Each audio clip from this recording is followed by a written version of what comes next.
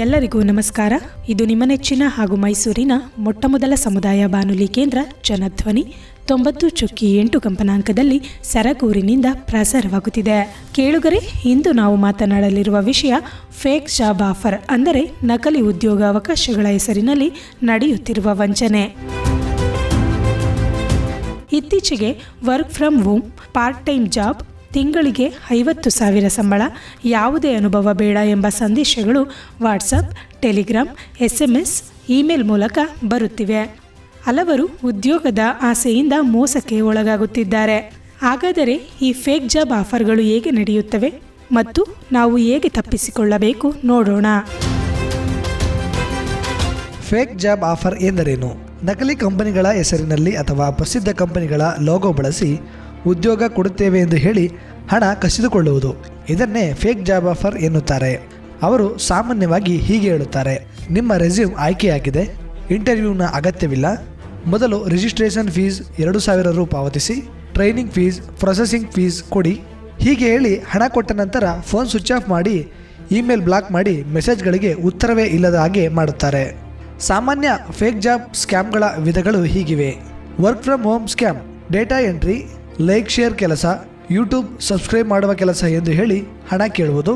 Parcel ಅಥವಾ courier job scam, ಕಂಪನಿಯ parcel ನಿಮ್ಮ ಮನೆಗೆ ಬರುತ್ತದೆ, ಅದನ್ನು ಮುಂದಕ್ಕೆ ಕಳುಹಿಸಿ ಎಂದು ಹೇಳಿ KYC ಮಾಹಿತಿ ಪಡೆದುಕೊಳ್ಳುವುದು.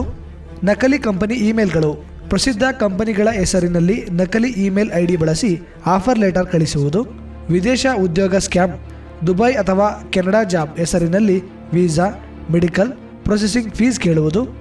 ಟಾಸ್ಕ್ ಬೇಸ್ಡ್ ಆ್ಯಪ್ ಸ್ಕ್ಯಾಮ್, ಮೊದಲು ಚಿಕ್ಕ ಹಣ ಕೊಡುತ್ತಾರೆ, ನಂತರ ದೊಡ್ಡ ಮೊತ್ತದ ಹಣವನ್ನು ಹೂಡಲು ಹೇಳುತ್ತಾರೆ. ಎಚ್ಚರಿಕೆಯ ಸೂಚನೆಗಳು ಹೀಗಿವೆ: ಇಂಟರ್ವ್ಯೂ ಇಲ್ಲದೆ ನೇರ ಉದ್ಯೋಗ ಕೊಡುವುದು, ಮೊದಲು ಹಣ ಕೇಳುವುದು, ಜಿಮೇಲ್ ಅಥವಾ ಯಾಹೂ ಇಮೇಲ್ ಮೂಲಕ ಅಧಿಕೃತ ಆಫರ್ ಕಳುಹಿಸುವುದು, ತುಂಬ ಹೆಚ್ಚು ಸಂಬಳದ ಭರವಸೆ ನೀಡುವುದು ಹಾಗೂ ತಕ್ಷಣ ನಿರ್ಧಾರ ತೆಗೆದುಕೊಳ್ಳಲು ಒತ್ತಡ ಹೇರುವುದು. ಆದರೆ ಒಂದು ವಿಷಯ ನೆನಪಿಟ್ಟುಕೊಳ್ಳಿ, ನಿಜವಾದ ಕಂಪನಿ ಕೆಲಸ ಕೊಡುವ ಮೊದಲು ಹಣ ಕೇಳುವುದಿಲ್ಲ. ಯುವಕರೇ ಯಾಕೆ ಹೆಚ್ಚು ಗುರಿಯಾಗುತ್ತಾರೆ? ನಿರುದ್ಯೋಗ ಸಮಸ್ಯೆ, ಬೇಗ ಹಣ ಗಳಿಸುವ ಆಸೆ, ಸಾಮಾಜಿಕ ಜಾಲತಾಣಗಳ ಪ್ರಭಾವ, ವಿದೇಶದಲ್ಲಿ ಕೆಲಸ ಮಾಡುವ ಕನಸು. ಸ್ಕ್ಯಾಮರ್ಗಳು ನಮ್ಮ ಕನಸುಗಳನ್ನು ಬಳಸಿಕೊಳ್ಳುತ್ತಾರೆ. ಹಾಗಾದರೆ ಹೇಗೆ ಸುರಕ್ಷಿತರಾಗಬೇಕು? ಕಂಪನಿಯ ಅಧಿಕೃತ ವೆಬ್ಸೈಟನ್ನು ಪರಿಶೀಲಿಸಬೇಕು. ಕಂಪನಿಯ ಅಧಿಕೃತ ಡೊಮೇನ್ ಇಮೇಲ್ ಇದೆಯಾ ನೋಡಬೇಕು. ಗೂಗಲ್ನಲ್ಲಿ ಕಂಪನಿಯ ಬಗ್ಗೆ ಮಾಹಿತಿ ಹುಡುಕಬೇಕು. ಲಿಂಕ್ಡ್ಇನ್ ಪ್ರೊಫೈಲ್ ಪರಿಶೀಲಿಸಬೇಕು. ಯಾವುದೇ ಫೀಸ್ ಪಾವತಿಸಬಾರದು. ಕುಟುಂಬದವರ ಜೊತೆ ಚರ್ಚಿಸಬೇಕು.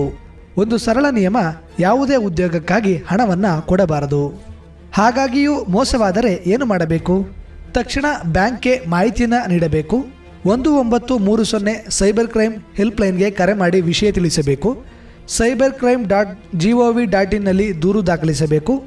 ಎಲ್ಲ ಚಾಟ್, ಇಮೇಲ್ ಪಾವತಿಸಿದ ರಸೀದಿಯನ್ನು ಉಳಿಸಿಕೊಳ್ಳಬೇಕು.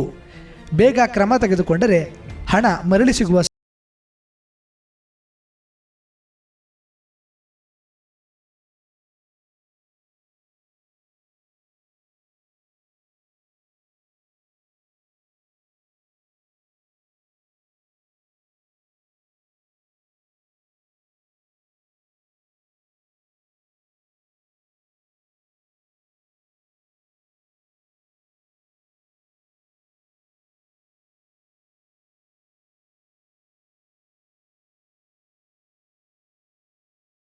ಜಾಗರೂಕರಾಗಿರಿ. ಪರಿಶೀಲಿಸಿ, ಯೋಚಿಸಿ, ನಂತರ ಮಾತ್ರ ನಿರ್ಧಾರ ತೆಗೆದುಕೊಳ್ಳಿ. ನಿಮ್ಮ ಕನಸುಗಳನ್ನು ಕಾಪಾಡಿಕೊಳ್ಳಿ. ನಿಮ್ಮ ಹಣವನ್ನು ಸುರಕ್ಷಿತವಾಗಿರಿಸಿ. ಇಂದಿನ ಕಾರ್ಯಕ್ರಮವು ನಿಮಗೆ ಉಪಯುಕ್ತವಾಗಿದೆ ಎಂದು ಭಾವಿಸುತ್ತೇನೆ. ನಿಮ್ಮ ಸ್ನೇಹಿತರು ಮತ್ತು ಕುಟುಂಬದವರಿಗೆ ಈ ಮಾಹಿತಿಯನ್ನು ಹಂಚಿಕೊಳ್ಳಿ.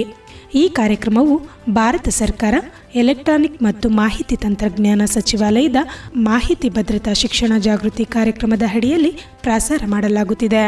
ಜಾಗರೂಕರಾಗಿರಿ, ಸುರಕ್ಷಿತರಾಗಿರಿ. ನಾನು ನಿಮ್ಮ ನಿರೂಪಕಿ ಅನಿತಾ.